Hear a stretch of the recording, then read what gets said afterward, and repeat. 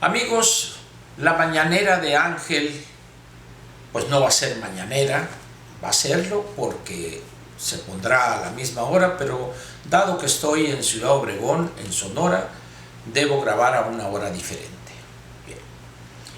Bien. Ayer también en la mañanera sabatina dije que no habría dominical, sin embargo, por las razones que explicaré en el contenido de esta mañanera o de esta cápsula, la cual además tendrá dos partes. Ahí se entenderá por qué decidí cambiar de opinión y presentar primera y segunda parte en esta dominical.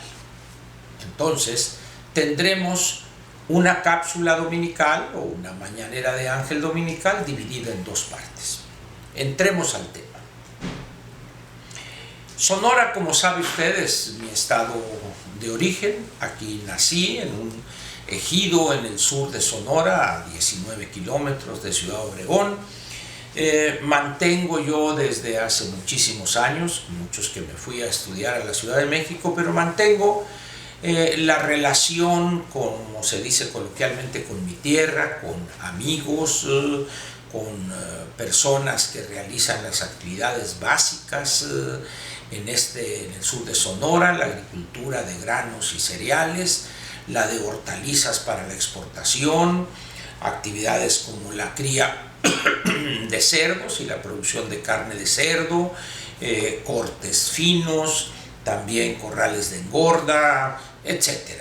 Y en los últimos años se ha popularizado huertos, cultivos perennes, cítricos, y empieza también la producción de nuez.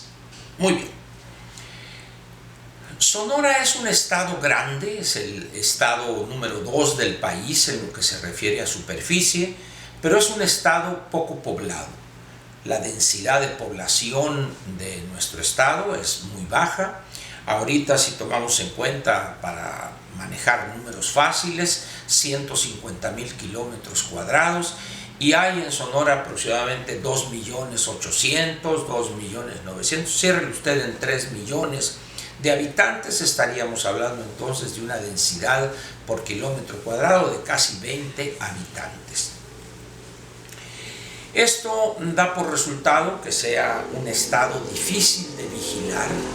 Hay zonas en la sierra, zonas serranas, donde además del difícil acceso, en algunos casos, hay poca población, poblados muy pequeños que se han ido quedando prácticamente solos, porque las familias, primero, al enviar a sus hijos a estudiarse a Ciudad Obregón o a Hermosillo, o algunas de las otras sedes donde hay instituciones de educación superior, Navojoa, Magdalena, Nogales, San Luis Río Colorado, etc., ha dado por resultado que en la parte que llamamos nosotros el río Sonora o la Sierra Madre Occidental, poblados sumamente pequeños y donde la mayoría de la población son personas mayores. Esto evidentemente ha generado una presencia del crimen organizado o no. La orografía del estado permite la siembra de algunos cultivos ilegales, la marihuana, etc. Y esto ha tenido su reflejo en la vida política del estado. Sonora está en promedio, vamos a decir, a 2.000 kilómetros de la Ciudad de México, aun cuando en su punto más alejado, San Luis Río Colorado, estamos casi a 3.000 kilómetros alejado de la Ciudad de México. Y el punto más cercano, que sería la ciudad de Navojoa, o un poblado, Estación Don, un caserío en la frontera con Sinaloa, estaríamos hablando quizá de 1.750, 1.770 kilómetros.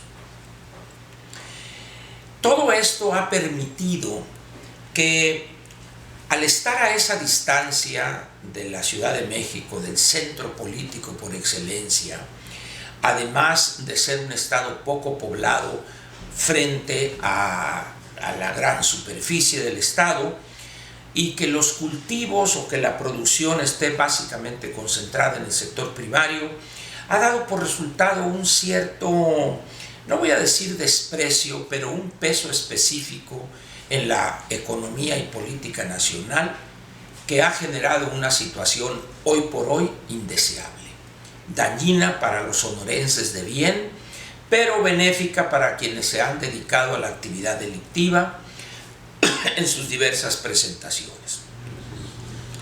A todo esto que le comento, se ha generado una situación de una conducta de algunos integrantes de la clase política francamente caciquil. Hoy Sonora, por encima de la voluntad de cientos de miles de sonorenses o de sus casi 3 millones de habitantes, reina omnipotente y sin enemigo o adversario al frente, una camarilla de políticos que toman al Estado como su coto privado. Se aprovechan de su presencia o influencia en las esferas gubernamentales y los gobernantes electos o elegidos por los ciudadanos, sean presidentes municipales o la actual gobernadora, dependen de los integrantes de esa camarilla, dando por resultado niveles de corrupción que incluso han superado hoy los que vio Sonora con el anterior gobernador, el contador, licenciado, creo que es contador, Guillermo Padres Elías. Hoy Sonora es azotado no solo por las hordas de delincuentes del crimen organizado o desorganizado, sino también por las hordas de funcionarios que llegaron, como decimos aquí, pipis, piojos, y hoy son prácticamente unos potentados. Y con eso se ha arraigado una práctica de saqueo ofensivo y en la total impunidad prácticamente de las rentas del Estado. Eso ha llevado a un estancamiento no solo en lo económico y lo social, sino también un estancamiento político. Los sonorenses, aguerridos históricamente, un pueblo o una sociedad que se enorgullecía de la defensa de sus derechos, hoy se ha convertido en una sociedad sumisa, deslumbrada por el poder y por las riquezas fáciles. Sonora, su futuro hoy luce ominoso. Nubes negras en lo político se ven en el horizonte. Y esto, por desgracia, prácticamente a nadie parece preocupar. Acaban de salir los productores de trigo, los del sur de Sonora, de una situación difícil, tomando en cuenta la actitud que raya en la locura por parte del gobierno central, del gobierno federal. Eso de cambiar las reglas a mitad del partido solamente genera molestia, cuando menos, pero también desconfianza para el agente económico privado. Hace unos cuantos días acaban de liquidarles la tonelada de trigo a 3,500 pesos, cuando las expectativas fincadas en los programas vigentes al inicio o al principio del ciclo agrícola otoño-invierno hablaban de quizá 4,400, 4,500 pesos por tonelada. Pero además el pago fue casi 2 meses después de realizar la trilla. Sonora es un estado importante en la producción de trigo y junto con el norte de Sinaloa y el Valle de Mexicali aportan al acervo alimenticio del país de poco más de 2 millones de toneladas de trigo, entre esos 3 valles de riego y de una alta productividad por hectárea.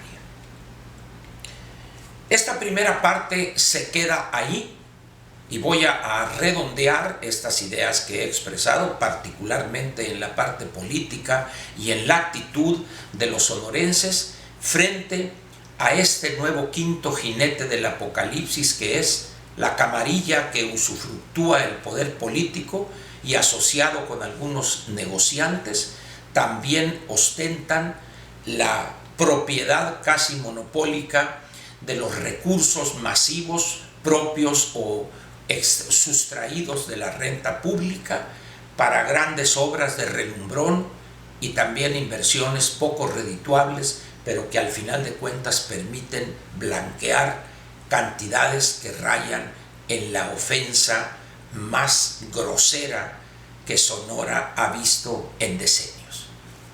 Le agradezco su presencia aquí y espere la segunda parte de esta primera dedicada totalmente a Sonora.